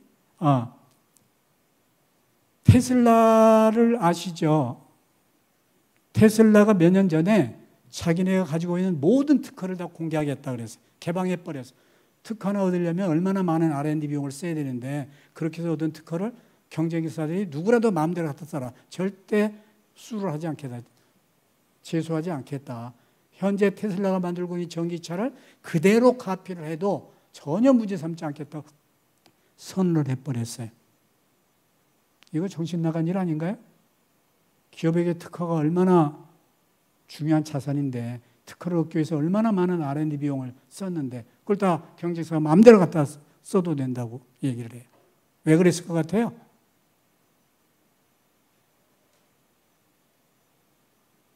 한번 생각해보세요. 이것도 상상력 발동시키는 거야. 테슬라가 미쳐서 그랬을까? 아니에요. 고단수야. 언론에서 분석한 건 딱 하나예요. 자기 전기차 시장의 넘버원이잖아요. 테슬라가. 그렇죠? 근데 전기차 시장을 혼자서 만들려고 애를 써보니 다른 내연기관 자동차, 전 세계에 있는 내연기관 자동차들이 세계 자동차 시장의 흐름은 전기차지만 그 사람들은 내연기관 자동차를 지금까지 만들어 왔고 그 시장에서 경쟁력이 있기 때문에 가능하면 전기차 시장이 현실로 안 되게 변화되어서 느리게 변화도록 저항이 엄청 심해요. 그래서 테슬라가 전기차 시장의 1등이지만 돈을 못 벌어. 많이 안 팔리니까. 그러면 뭐를 해야 돼요? 수요를 키워야 되죠. 전기차 시장의 수요를 키워야 하는데 전기차 시장의 수요를 키우려면 나 혼자 전기차 만들어서는 안 되고 다른 회사들도 다 전기차, 현대, 기아, 일본, 미국 할 거 없이 전기차를 만드는 회사가 많아져야 전기차 시장이 커지겠죠. 저항이 줄어들겠죠. 그래서 자기들이 가지고 있는 특허를 공개해버리면 전기차 시장에 들어오는 회사가 많아질 걸로 생각을 한 거예요. 실제 성공했죠. 웬만한 회사 다 전기차 만들죠. 그래서 전기차 시장이 굉장히 커졌어요. 전기차 시장이 커지면 전기차 시장을 독점하고 있던 테슬라 입장에서는 어때요? 시장 점유율이 뚝 떨어지겠죠. 안 그래요? 나 혼자 팔던 걸 다른 회사에서 다 만들어 팔면 내 시장 점유율 줄어들잖아요. 그런데 대신에 뭐가 커져요? 시장이 커진 거야. 옛날에 10대 팔던 거 10대 중에 10대 내가 팔았는데 지금은 10,000대가 팔려. 그런데 내 시장 점유율이 줄었지만 내가 30%를 가지고 있어. 10,000대에 30%면 얼마예요? 3,000대죠? 10대 다 팔아도 3,000대 100% 다 해도 10대밖에 못 팔던 것이 30%만 해도 3,000대가 되면 10대 파는 게 나아요? 3,000대 파는 게 나아요? 3,000대 파는 게 낫잖아요. 그건 삼척동자도 다 아는 계산법이잖아요. 그래서 특허를 다 개방했을 것이다 라고 얘기를 해요. 맞아요. 그 맞아요. 근데 그것이 전부였다면 테슬라는 바보죠. 그게 아닙니다. 경쟁자가 와서 다 우리 자동차를 우리 기술 다 카피해버리면 똑같아지잖아요. 붕어빵이 되잖아요, 모두가. 그러면 내가 더 판다 해도 오래 못 가요. 그 상태 경쟁 우위 오래 못 가요. 테슬라의 계산은 뭐가 있냐면 너희들이 다 우리를 베껴서 똑같은 거 만들어도 그 차가 나오는 순간 나는 다음 차, 더 업그레이드된 차를 만들 자신이 있다. 이 자신감에. 그동안의 직원들의 상상력, 창의력을 무지하게 키워놨기 때문에 이미 준비가 돼 있어요. 다 참여하게 만들어서 몰려들게 한 다음에 정작 몰려들면 다음 차, 다음 단계 기술, 다음 단계 차를 내놔서 시장을 계속 자기 베이스대로 끌고 가는 거예요. 그래서 기업에게는 보이는 경쟁력 뭐가 있어요? 원가 있겠죠. 기술이 있겠죠. 그렇잖아요.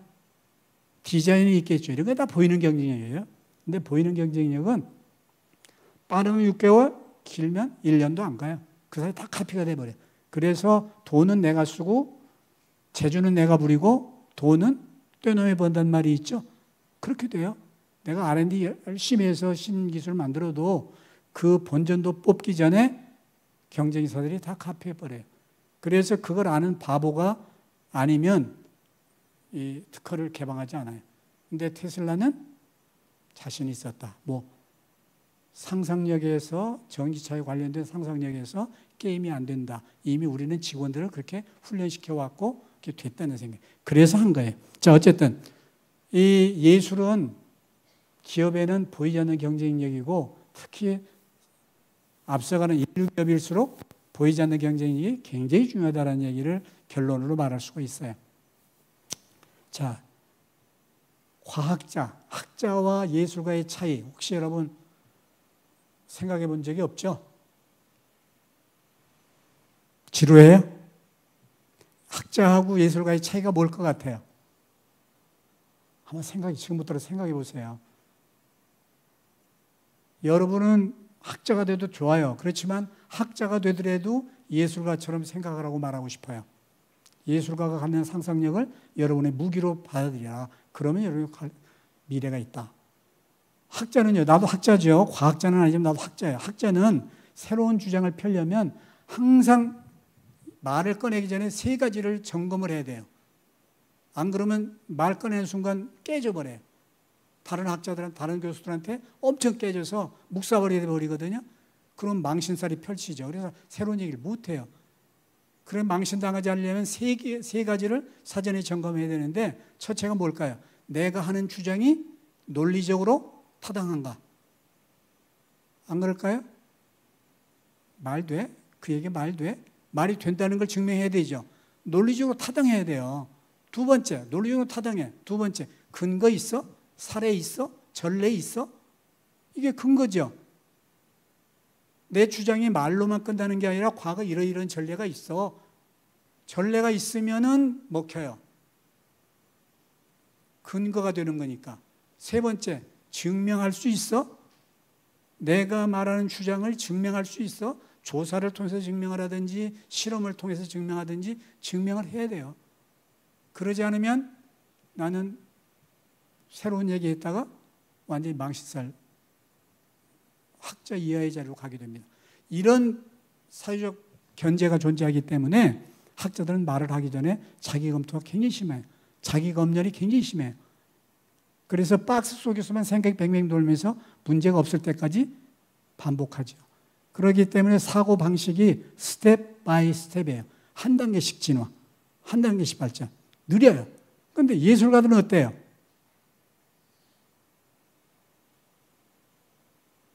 여러분 혹시 아까 뭐 미술관도 가보고 갤러리도 가봤다는 사람이 꽤 되는데 아주 좋은 일입니다. 미술관 가서 그림 보면서 꽃 한 송이를 집채보다 더 그렇게 그려놓은 그림도 봤을지도 모르겠어요. 꽃 한 송이가 어떻게 집채보다 더 커요? 논리적으로 타당해요? 말이 돼요?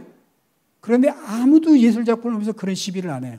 아, 어떻게 그런 생각을 했지? 어떻게 그러세요? 박수 쳐줘요. 남들처럼 논리적인 생각을 하면 다 똑같은 결론에 도달하게 되고 아무도 남다른 그림을, 남다른 작품을 만들 수가 없어요. 그래서 남들과는 전혀 차원이 다른 말도 안 되는 주장을 하고 그림을 그려야 아이디어 대단하다, 상상력이 대단해서 칭찬을 받고 그림이 팔려요. 그러면 뭐 어떻게 되죠? 아이디어가 점프를 하기 시작을 해요.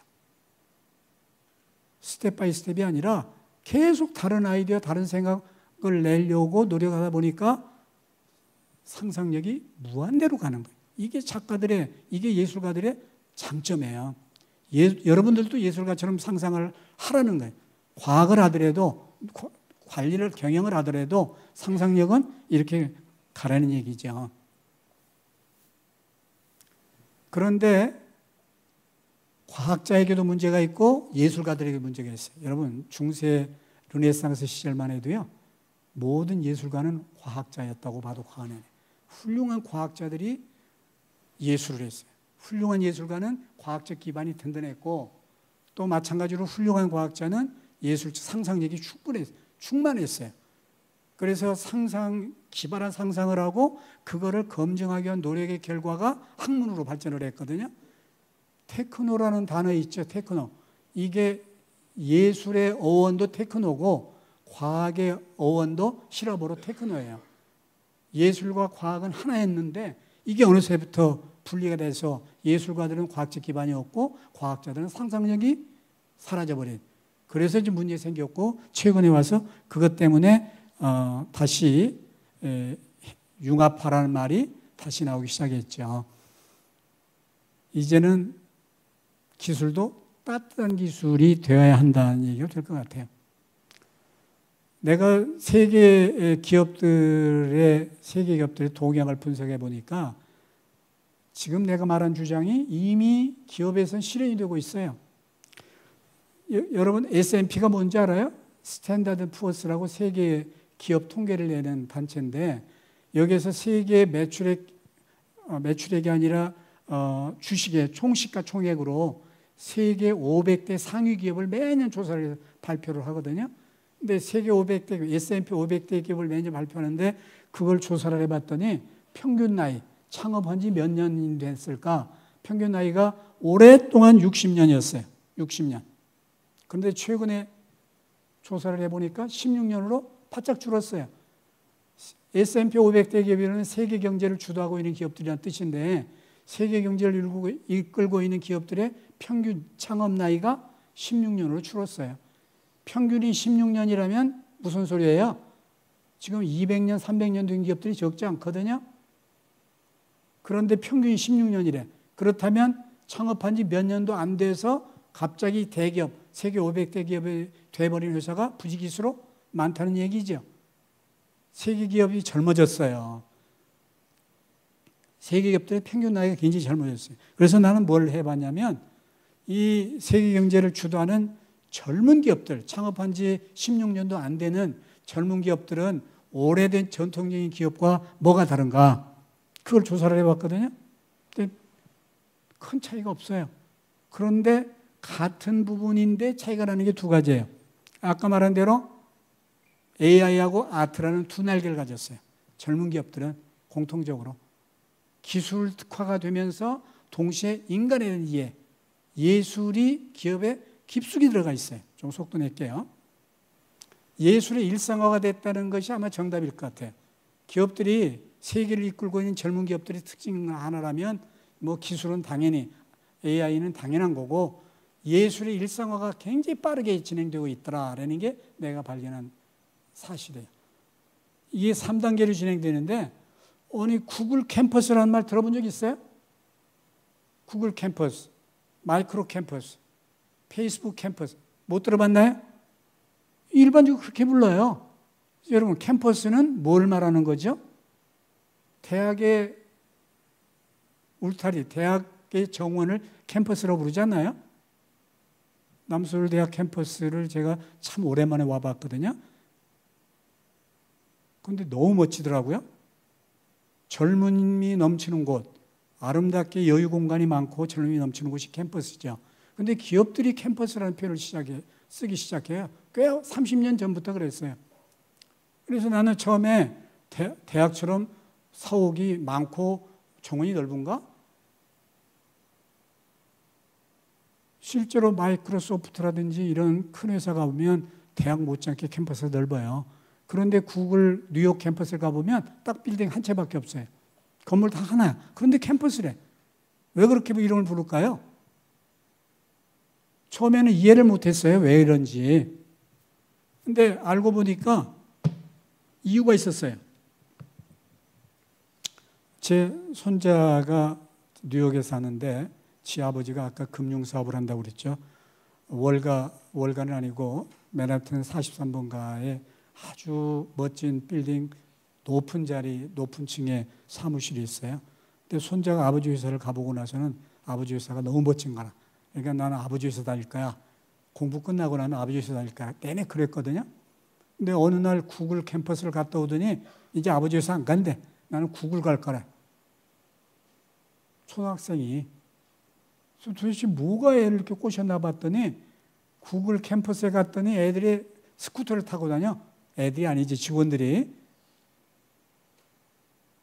온갖 놀이기구가 다 있고, 이게 직원들이 한국 같으면 그냥 책상에 앉아서 죽으라고 일만 하는 줄 알았는데 어린아이 눈에 이게 너무 신기하고 재밌는 거예요. 그래서 지 아버지 회사인데도 나 여기 안 가고 구글 가겠다고 얘기를 한 거예요. 자, 캠퍼스라는 말의 뜻이 뭐라고요? 자유분방한. 직원들에게 자유분방한 생각을 하도록 만들어서 거기서 뭐가 나오게? 상상력과 창의력이 나오도록 만들어서 현재 없는 미래를 만들겠다. 이게 기업들이 캠퍼스라는 단어를 쓰기 시작한 이유예요. 아까 말한 대로 삼성도 10년 전부터 캠퍼스라는 말을 쓰기 시작했어요. 기흥 캠퍼스, 뭐 어디 평택 캠퍼스 이렇게 쓰기 시작했어요. 근데 아직도 대한민국에는 그런 회사 몇 안 되죠. 그런데 이미 캠퍼스라는 단계를 넘어섰어요. 최근에 봤더니 두 번째 단계로 미술관 시대, 캠퍼스 시대에서 미술관 시대로 이미 전환이 됐어요.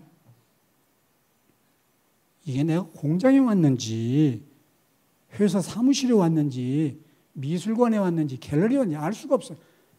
예술작품이 온통 건물 안 건물 밖에 미술관처럼 예술관처럼 그렇게 다 들어와 있어요.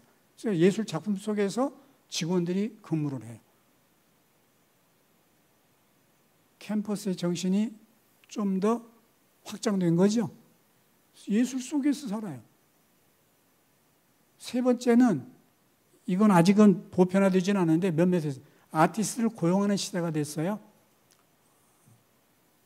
실제 사례를 제가 구체적인 사례를 찾지는 못했는데 그 얘기를 들었거든요. 화가를 월급을 받는 정규 직원으로 채용을 해요. 그래서 회사 내에서 마음대로 그림을 그리고 조각을 하도록 원하는 재료 다 주고 어디에다 무슨 그림을 그리냐, 어디다 무슨 조각을 하느냐 회사가 상관을 안 해. 조건 딱 하나. 작품을 구상할 때 직원들과 함께 해달라는 거예요. 뭘 원하는 거죠, 회사가? 화가들에게 월급 주고 원하는 게 뭐예요? 화가들이 작품을 구상할 때 전개되는 상상력, 사고방식을 누구한테 옮겨요? 직원들한테 이식하는 게 지금 목적이에요. 그걸 위해서 화가들을 채용하는 겁니다. 세계에 앞서가는 기업들은 이미 그런 노력을 하고 있는데 한국 기업들은 뭐라고요? 카피머신이다. 아직도 마른 수건 또 짠다는 소리를 하고 있다. 마른 수건 짜면 물이 나오나요? 그런데 그 소리를 아직도 하고 있어요. 마른 수건 또 짠다. 이젠 원가가 중요하지 않아요. 한국도 절대 원가를 낮출 방법이 없어요. 여러분 아시다시피 한국 인건비가 세계 최고예요. 현대자동차 직원들이 받는 월급이 세계 어느 나라 자동차 회사 직원보다 훨씬 많아요. 그래서 한국에서는 자동차를 만들 수가 없어. 원가가 너무 높아서. 그래서 해외에다 공장을 만들려고 하면 또 노조가 반대를 해요. 심각해요. 이대로 오래 가면 노조를 욕하려는 게 아니라 우리 사고방식을 말하는 거예요. 현대 직원들, 딴 사람들 아니에요. 우리 쪽에서 나온 사람들이거든요. 그런데 현대만 그런 게 아니에요. 이런 식으로 가면 앞으로 원가 절감 불가능하다. 지금까지 사실은 착취가 좀 있었죠. 많이 있었죠. 그래서 인건비 줄여서 안전사고를 막기 위한 투자 안 해서 원가를 낮춘 면이 있어요. 그런데 지금은 시계추처럼 반대로 가 있어요. 원가 못 줄여요. 원가 줄여봤자 절대로 경쟁력 가질 수가 없어요. 그러면 남아있는 유일한 방법은 뭐라고요? 새로운 미래를 만들어요. 새로운 제품을, 세상에 없는 제품 만들어야 돼요. 그래야 가능한데 우리는 그게 불가능하다. 이미 세계 기업들은 그렇게 하고 있는데 우리는 그러지 못하다.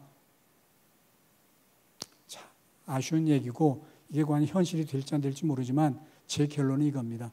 우리도 예술을 일상화해야 된다. 예술이 특별한 사람들이 하는 특별한 게 아니고 예술 행위를 우리가 하는 게 아니라 예술을 즐기는 사람들이 돼서 우리의 사고방식에 변화가 일어나야 된다. 그렇지는 안 되는 거죠.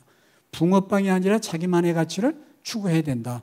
암기력보다 상상력을 키워야 된다. 이미 실컷 반복적으로 얘기했죠. 여러분 학교가 중요하지 않아요. 여러분 성적 중요하지 않아요. 그건 아무 가치도 없어요.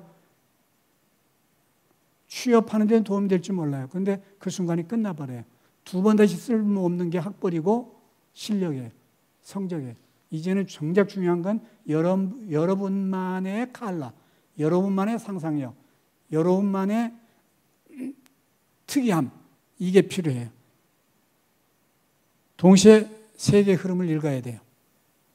우물안에 개구리라서는 안 돼요. 나는 아까도 얘기했었죠. 지구의 한 70%를 다녀왔어요.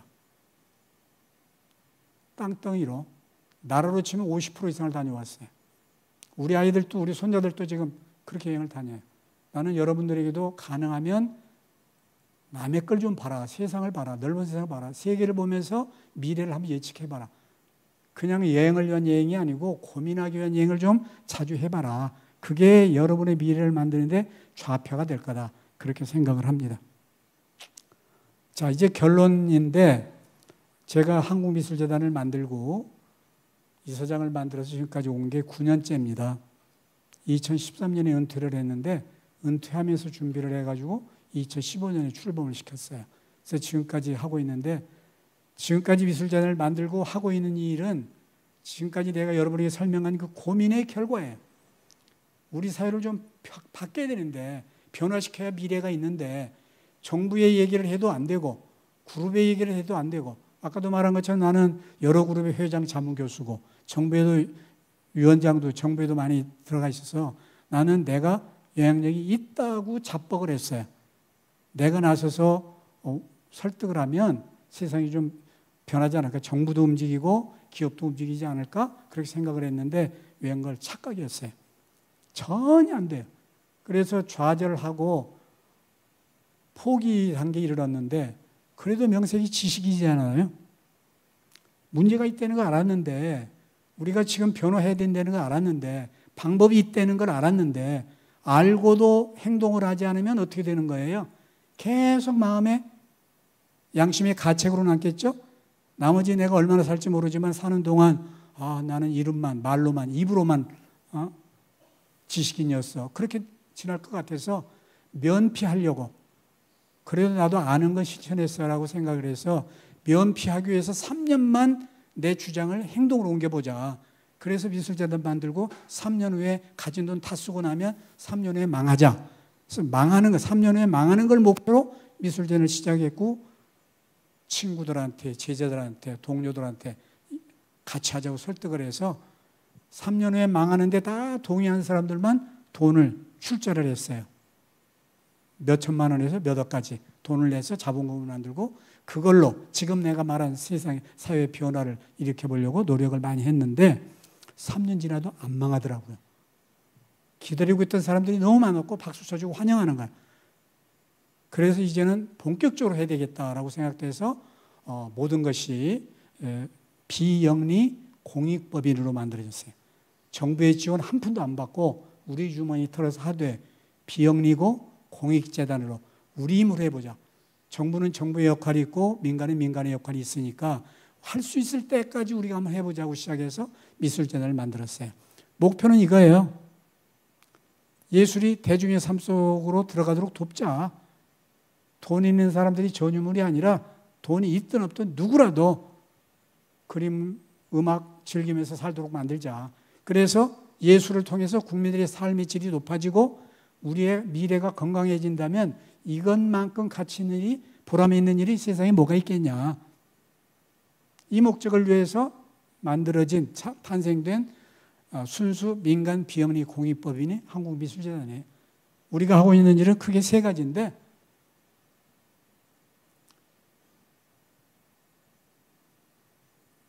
선순환 구조를, 우리가 뜻은 좋은데 돈이 많지 않잖아요. 내가 부자도 아니고 우리 같이 일하는 사람도 부자가 아니에요. 그래서 돈이 많지 않은데 이 일은 엄청나게 많은 돈이 들어가거든요. 예술의 대중화는 노력도 많이 들어가지만 돈도 엄청 들어가요. 그래서 돈이 없는 사람이 이걸 어떻게 해요? 그래서 고민한 게 적은 돈으로도 할 수 있는 방법이 없을까? 개학 교수니까 내가 알고 있는 것을 이용해서 선순환 구조를 만들어 보자. 그러면 적은 돈으로도 할 수 있을 것 같다. 그래서 만들어진 게 바로 현재 미술재단의 구조고요. 후원자들이 적든 많든 돈을 모아서 예술가들을 돕고, 현재는 예술가라 하지만 화가밖에 못 돕습니다. 음악은 건너다 쳐다보지도 못해요. 돈이 부족해서 이거 분산시키면 어느 하나도 도움이 안 될 것 같아서 현재는 화가들만 돕습니다. 근데 우리 후원자들이 십시일반으로 매월 몇만 원씩 내는 사람도 있고 연간 100만 원 내는 사람도 있고 몇 천만 원 내는 사람도 있지만 연간 1억 이상은 받지 않아요. 상한선은 있는데 한선은 없어요. 어쨌든 많은 사람들이 돈을 모아서 그 돈으로 누굴 도와요? 화가들을 도와요. 화가들을 돕고, 그 대신에 예술가들은 도움만 받는 게 아니라 동시에 자기의 재능을 가지고 또 남을 돕자. 그게 우리가 생각한 건 어린이들이에요. 예술가들은 어린이들을 돕고 어린이들은 커서 우리 사회를 도울 수 있도록 그런 선순환 구조를 만들면 많지 않은 돈을 가지고도 우리 사회를 바꿀 수 있겠다. 그런 논리를 가지고 시작을 했죠. 그래서 실천활동, 실정 전략이 이거예요. 우리 인구의 10%를 변화시켜보자. 대한민국 국민의 10%가 변하면 우리나라는 변한다. 시간은 좀 걸리겠죠. 30년 후에 대한민국은 변하는 걸 목표로 하자. 그래서 세 가지를 했어요. 첫째, 작가를 지원하는데, 이게 글자가 잘 안 보이죠? 작가 지원은 뭐냐면 작가들의 전시를 지원합니다. 서두에 말한 것처럼 전시와 관련된 모든 지원 다 해주고, 그리고 작가를 널리 해외까지 전 세계 홍보해주고, 더 좋은 작가를 만들도록 워크숍을 해주고, 매년 3주, 4주씩 해외 여행을 시켜주면 상상력이 좋아질 거 아니냐. 그럼 더 좋은 작품이 만들어질 거고, 이것이 전 세계인들이 한국 예술가들이 만든 작품을 사랑하지 않겠냐. 그래서 한국에서 세계적인 예술가들이 좀 많이 나오도록 만들자. 그게 첫 번째고, 두 번째, 대중, 어른들을 말합니다. 어른들은 아까 말씀드린 예술 수업, 한 달에 한 번씩 하는데 이제 내년부터는 3번을 합니다. 매달 예술 수업을 해서 예술에 빠져들게 만들자. 두 번째, 선물전, 감사 선물전을 하는데 1년에 한 차례 아무리 유명한 작가의 작품, 아무리 큰 작품도 그때는 단돈 100만 원이면 살 수 있도록, 물론 제한된 숫자지만, 그래서 누구라도 돈이 있든 없든 그림을 가져볼 수 있도록 기회를 만들어주자. 만약 100만 원도 힘들다면 10개월 무이자 할부로라도 가질 수 있도록 커피값 좀 아껴서 그림 가질 수도 해보자는 것이고, 그 다음에 찾아가는 전시, 와서 보면 좋겠지만 안 오니까 가서 보여주자. 그래서 찾아가는 전시를 많이 합니다. 지금 이 화성시의 화성 상공회의소의 그 회관에 1층부터 4층까지 지금 전시가 석 달째 이어지고 있는데 전국을 가면서 전시를 해주고 있습니다. 저희 미술재단이 가장 심혈을 기울이는 것이 어린이 지원이에요. 지금 전국 초등학교에 미술관을 만들어주고 있습니다. 작은 미술관. 어릴 때부터 예술을 가까이 하면서 성장을 하면 이 아이들이 어른이 됐을 때 분명히 다른 아이가 될 거다. 다른 어른이 될 거다. 그래서 어릴 때부터 집에도 없는 그림을 학교에서 볼 수 있도록 이 유명한 작가, 세계적으로 유명한 작가들 포함해서 이 유명한 작가들의 작품을 우리가 2년마다 30개 학교에 30억 원어치를 기증을 합니다. 30억 원어치의 그림을 그 지역 교육청에다가 기증을 하고 그림은 학교에 걸려요. 학교의 복도라든지 로비라든지 현관이라든지 아이들이 하루 종일 다니는 곳을 미술관을 개조를 해버렸어요. 미술관을 다른 공간에 따로 만들어 놓으니까 애들이 안 가더라고요. 선생님도 안 가더라고요. 그래서 아예 매일 볼 수밖에 없는 구조로 복도, 로비, 현관을 새로 벽을 다 만들고 벽을 싹 칠하고 조명을 설치를 하고 레일을 걸고 그림을 거기다 걸어서 아이들이 하루 종일 그림을 보도록 만들었어요. 이게 지금 이미 60개 학교의 미술관을 만들어 줬습니다. 교육부가 지역을 추천해주고 지역 교육청이 학교에 신청을 받아서 지역마다 30개 학교씩을 우리한테 추천해주면 그 다음에 우리가 직접 가서 미술관 만드는 일부터 시작해서 그림 설치하는 일, 미술 수업, 공동 전시까지 다 만들어줍니다. 그래서 미술 수업도 그림 그리는 걸 가르치는 게 아니라 그림이 얼마나 재미있고 즐거운지 한번 체험하도록 캔버스도 주고 물감도 주고 그거 가지고 장난치고 놀면서 자기 생각대로 자기 그림을 만들어 보도록 잘 그리고 못 그리고가 없이 내 생각을 이렇게 표현할 수도 있고 이러니까 굉장히 다르네 라고 그 재미있는 경험을 하게 만든 다음에 작품을 못 그렸다 잘 그렸다 이런 말 없이 모든 그림을 다 모아다가 유명한 공간에서 유명한 작가들과 함께 전시를 하게 만들어줘요. 지금까지는 국립박물관에서 전시를 했고 지역의 유명한 문화예술회관에서 전시를 했는데 그렇게 해주니까 아이들이 눈빛이 달라져요. 너무 좋아요. 그 아이들이 여러분의 나이가 되면 아마 상당히 다른 세상에 오지 않을까 그렇게 생각합니다. 그래서 현재 전국에 6,000개 초등학교가 있어요. 전국 6,000개 초등학교가 있는데 우리는 그 중에 10%, 초등학교의 10%면 우리 국민의 10%가 되는 겁니다. 인구의 10%가 돼요. 그래서 10%인 600개 학교에 미술관을 만들어주는 것이 우리의 목표고 현재는 60개 학교 이미 만들어졌고 정부가 맨 먼저 강원도를 추천해줘서 강원도 내 30개 학교를 이미 일찍 끝냈고 현재 경상북도를 두 번째로 추천해줘서 다음 달이면 경상북도에 30개 학교 다 끝납니다. 내년부터는 또 전라북도를 추천해줬기 때문에 내년부터 2년 동안은 전라북도에 30개 학교를 끝낼 거고 그 다음에 어디가 될지는 현재는 모르지만 어쨌든 600개 학교에 미술관을 만들어준다. 너무너무 아름다운 미술관, 규모는 작지만 정말 아름다운 미술관을 만들어주고 아이들이 예술과 함께 성장하도록 만들어주는 게 우리의 꿈입니다.